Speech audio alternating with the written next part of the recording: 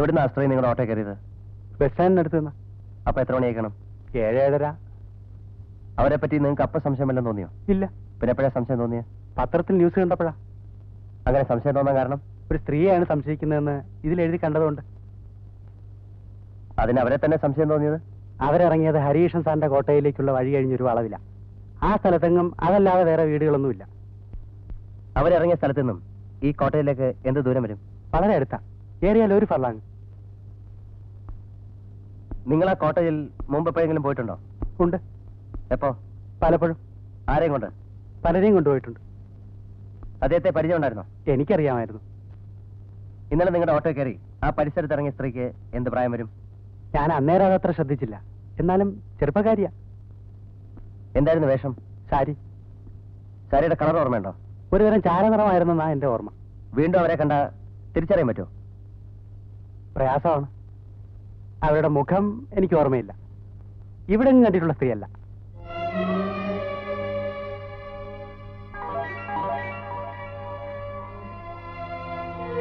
എത്ര വർഷമായി കാണും മാരേജ് കഴിഞ്ഞിട്ട്? 7 വർഷം. 7.5 കൊല്ലമാവും. ഈ വിവാഹത്തിന് നിങ്ങളുടെ വീട്ടുകാർക്കാർക്കും തീരെ താല്പര്യമില്ലായിരുന്നു എന്ന് കേൾക്കുന്നത് ശരിയാണോ? എന്തായിരുന്നു അങ്ങനെ എതിർക്കാൻ കാരണം? സിനിമാക്കാരൻ എന്നുള്ളതാണോ? പ്രധാനമായിട്ട് അത് തന്നെ. പിന്നെ ആ നേരത്ത് രാഗിണിക്ക് വേറൊരു വലിയ ആലോചന വന്നിട്ടുണ്ടായിരുന്നു. നിങ്ങളാരാ? ഞാൻ രാഗിണിയുടെ ഒരു വകയിൽ അമ്മായിയായിട്ട് വരും. എന്താ പേര്? ലീലാമ്മ. ലീലാമ്മ ഇവിടെ തന്നെയാണോ താമസിക്കുന്നത്? അതെ. എത്ര കാലമായിട്ട്? കഴിഞ്ഞ ഒരു 5-6 കൊല്ലമായിട്ട്. അദ്ദേഹത്തിന് എപ്പോഴും ജോലിയും തിരക്കൊക്കെ ആയതുകൊണ്ട് രാഗിണിക്കൊരു സഹായമായല്ലോ എന്നുകൊണ്ട് എന്നെ ഇവിടെ വിളിച്ചു നിർത്തിയിരിക്കുക. ഇക്കഴിഞ്ഞ 5-6 കൊല്ലമായിട്ട്? അതെ. അങ്ങനെയാണെങ്കിലേ ലീലാമ്മയോട് ഞാൻ പിന്നെ സംസാരിക്കാം.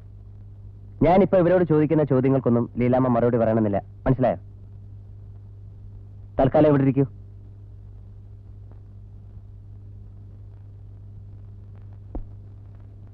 ഈ സ്റ്റേജിൽ കഴിയുന്നതും സത്യം തന്നെ പറയുന്നത് നമുക്ക് 2 കൂട്ടർക്കും ഒരുപോലെ ഹെൽപ്ഫുൾ ആയിരിക്കും എന്ന് ഓർത്തുകൊണ്ട് വേണം മറുപടി പറയാൻ.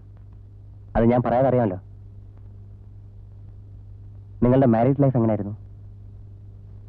ഐ മീൻ എല്ലാ മാരീഡ് ലൈഫും പോലെ തന്നെ. എന്ന് പറയുമ്പോൾ ഒരു പ്രോബ്ലംസും ഇല്ലാത്തൊരു കുടുംബജീവിതമായിരുന്നു എന്നാണോ? ഏത് ഫാമിലി ലൈഫിലാ പ്രോബ്ലംസ് ഇല്ലാത്തത്? അത്രയ്ക്ക് തന്നെ ഇവിടെ ഉണ്ടായിരുന്നുള്ളൂ. പക്ഷെ അങ്ങനെയല്ലല്ലോ കേൾക്കുന്നത്. ഹരികൃഷ്ണന് പല സ്ത്രീകളുമായി ബന്ധമുണ്ടായിരുന്നെന്നും അദ്ദേഹത്തിന് വരുന്ന സ്ത്രീ ശബ്ദത്തിലുള്ള ഒരു ഫോൺ കോൾ പോലും ഈ വീട്ടിൽ പ്രശ്നങ്ങൾ ഉണ്ടാക്കിയിരുന്നെന്നും ഒക്കെ കേൾക്കുന്നുണ്ടല്ലോ. അതൊക്കെ വെറുതെ കഥകളാണ്.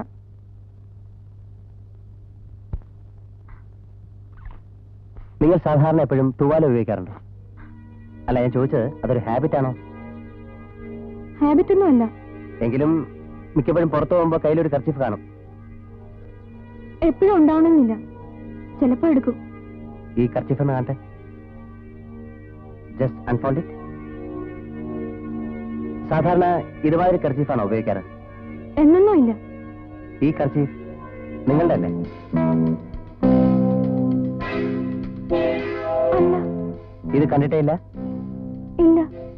ഇതുമാതിരി ഏതെങ്കിലും ഒരെണ്ണം ഇവിടെ വന്നിട്ടുള്ള ഏതെങ്കിലും സ്ത്രീകളുടെ കയ്യിൽ കണ്ടതായിട്ട് ഓർക്കുന്നുണ്ടോ? ഇല്ല. ഇതൊന്ന് കാലിടും. വിട്ടോക്കണം.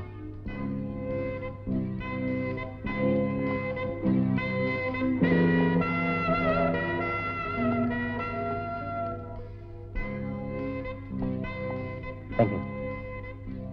നിങ്ങൾ എന്നിട്ട് നോക്കൂ. സോറി, മറ്റുള്ളവർ ഉപയോഗിക്കുന്ന ചപ്പൽസ് ഞാൻ ഉപയോഗിക്കാറില്ല. അതെനിക്ക് അലർജി ഉണ്ടാക്കും. ഇത് ഉപയോഗിക്കാനൊന്നും അല്ല, തൽക്കാലം മെഷർമെന്റ് നോക്കാനാണ്.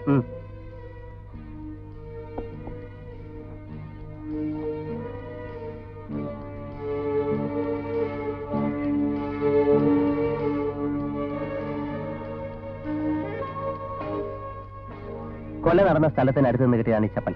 അത് ഞങ്ങളെ കൊണ്ടിട്ട് നോക്കിക്കുന്നത്? കൊന്നിരിക്കുന്നത് ഒരു സ്ത്രീയാണെന്ന് തെളിഞ്ഞിട്ടുള്ള സ്ഥിതിക്ക് അദ്ദേഹവുമായി വേറെ സ്ത്രീകൾക്ക് ആർക്കും ബന്ധമില്ലാന്ന് നിങ്ങൾ തന്നെ പറയുകയും ചെയ്യുന്ന ചുറ്റുപാടിൽ നിങ്ങളുടെ അല്ലാതെ വേറെ ആരുടെ കാലിലാണ് ഞാൻ ഇതിട്ട് നോക്കേണ്ടത്? നിങ്ങളിങ്ങ് വരൂ.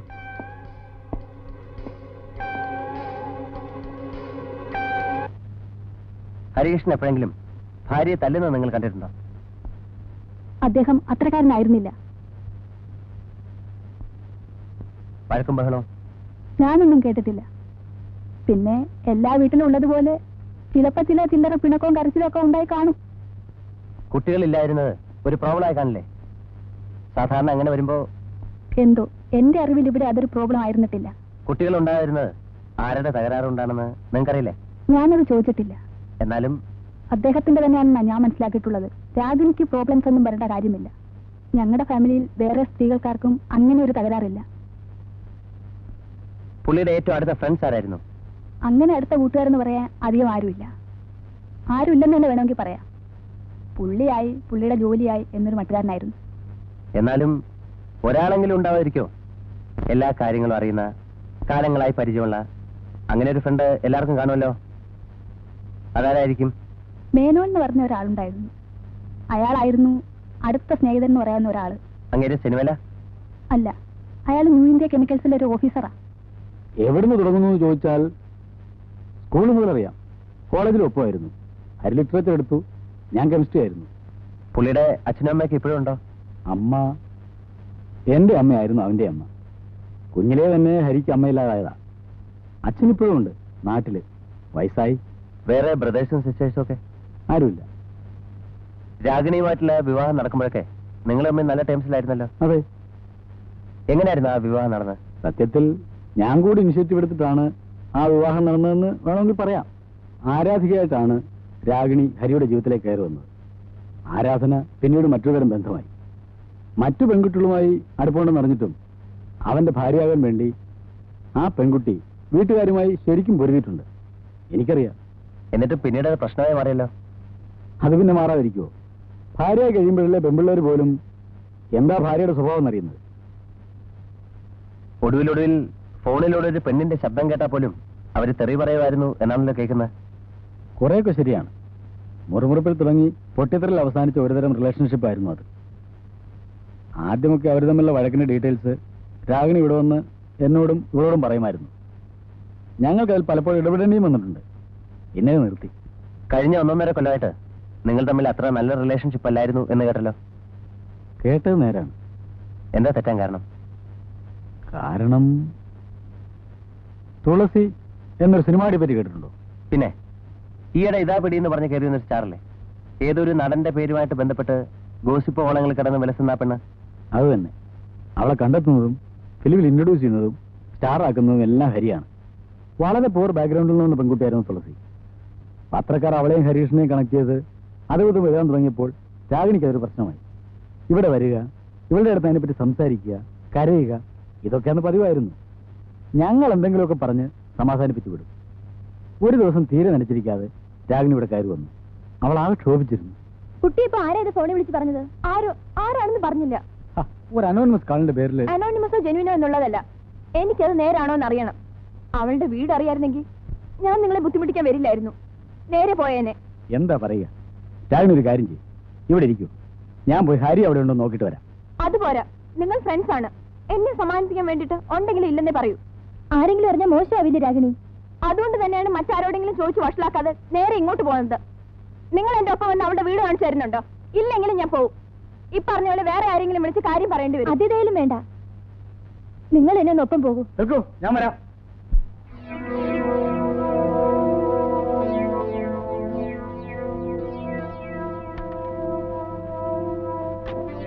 സാറിന് ഇങ്ങോട്ട് കയറി വരാം.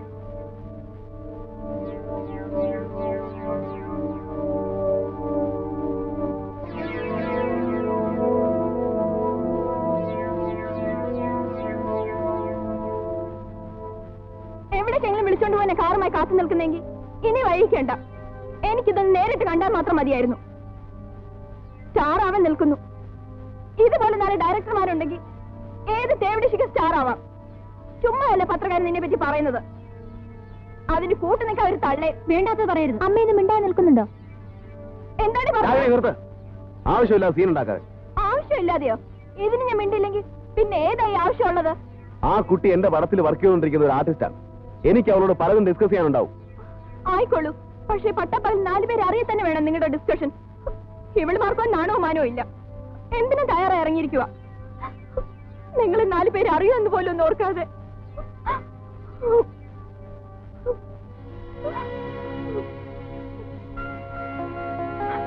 സാറിന്റെ മാനിപ്പുലേഷൻസ് ആയിരിക്കും മൊത്തത്തിൽ, അല്ലേ?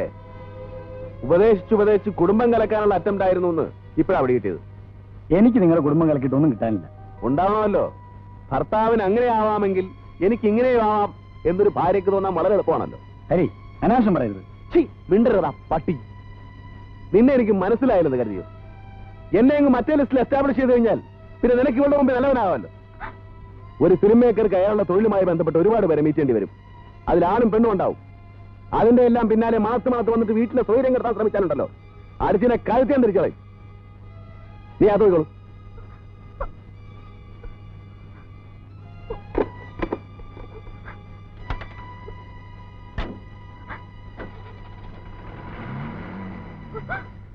പിന്നീട് ഞാനും ഹരിയും തമ്മിൽ മിണ്ടിയിട്ടില്ല. ആ പെണ്ണ് ആദ്യത്തെ പടത്തോടെ സ്റ്റാറായി.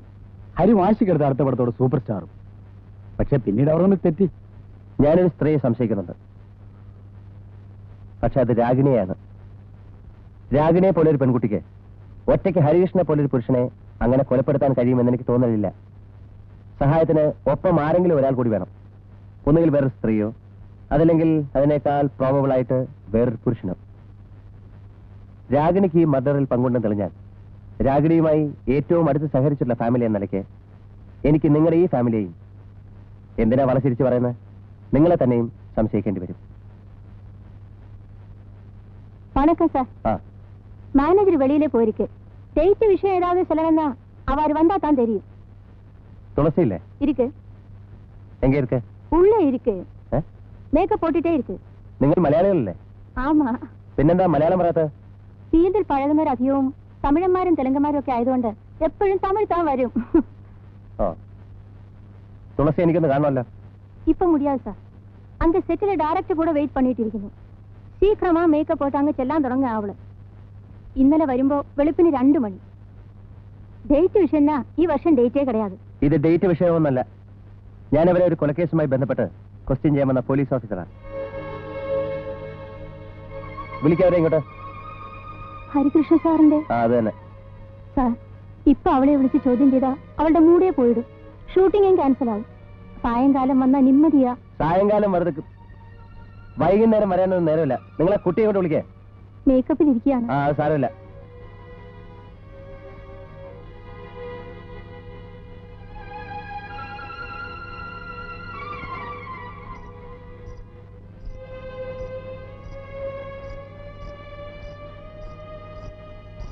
ഇരിക്കൂ. വേറെ ആരും ഇവിടെ നിൽക്കണമെന്നില്ല.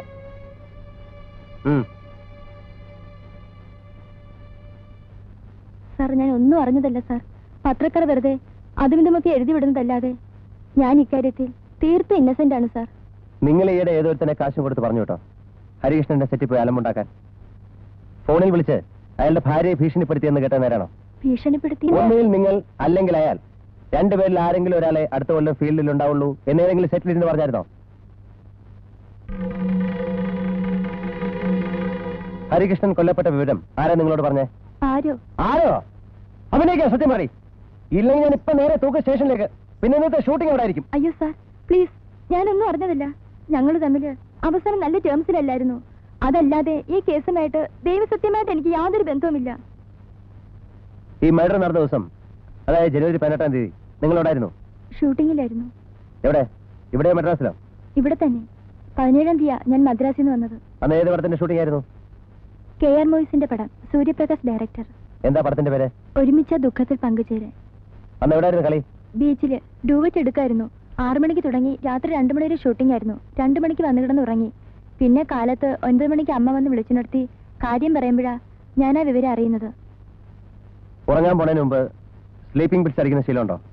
ഉണ്ട് sir.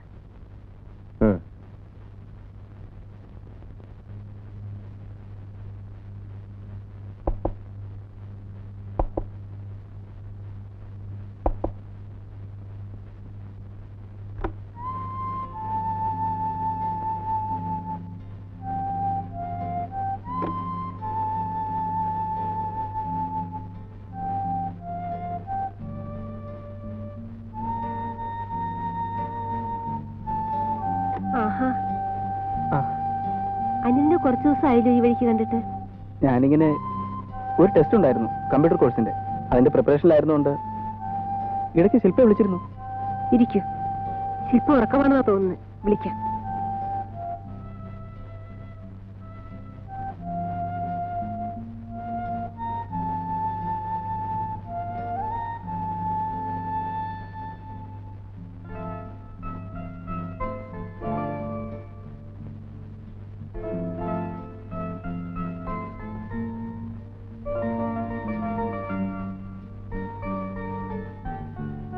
Hello.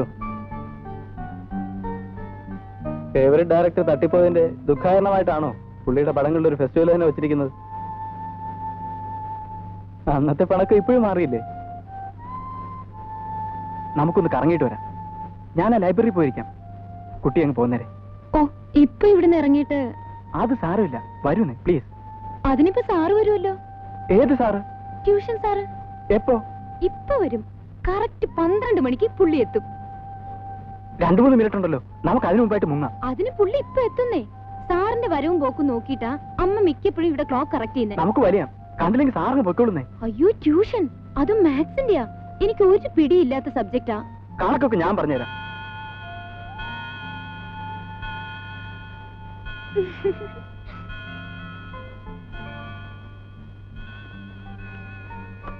Good afternoon sir. അനിൽകുമാറോ? എന്തൊക്കെയുണ്ട്? ഒന്നുമില്ല സാർ. സാറിനെ പോലുള്ളവരിങ്ങനെ പോയി ട്യൂഷൻ കൊടുത്താൽ ഞങ്ങളെ പോലുള്ളവരാ ചുറ്റിപ്പോകുന്നത്. അയ്യോ, അതെങ്ങനെ? അല്ല, ട്യൂഷൻ ഫീസ് അഫോർഡ് ചെയ്യാൻ കഴിയാത്ത ഞങ്ങളെ പോലുള്ള പാവങ്ങൾക്ക്. അനിൽകുമാറിനെ പോലെയുള്ള കുട്ടികൾക്കൊക്കെ എന്തിനാ ട്യൂഷൻ? ഒരു ട്യൂഷനും ഇല്ലാതെ തന്നെ you are A rank holder. സാറിന് വാച്ചില്ലേ? ഇല്ല. ആരെയും വല്ല നാഴികമണിയും കെട്ടിത്തൂക്കിയിട്ടുണ്ടോ? ഗ്യാൻഡിയെ പോലെ? ഒന്നുമില്ല. ഇതൊന്നുമില്ലാതെ എനിക്ക് എങ്ങനെ പങ്ക്ച്വലാകാൻ കഴിയുന്നു എന്നാണോ? അതെ. എന്നോട് ഇത് പലരും ചോദിക്കാറുണ്ട്. എനിക്ക് തോന്നുന്നത് വാച്ച് കെട്ടിയാൽ എന്റെ ഇപ്പോഴത്തെ കൃത്യനിഷ്ഠ എല്ലാം അവതാളത്തിലാവുന്ന.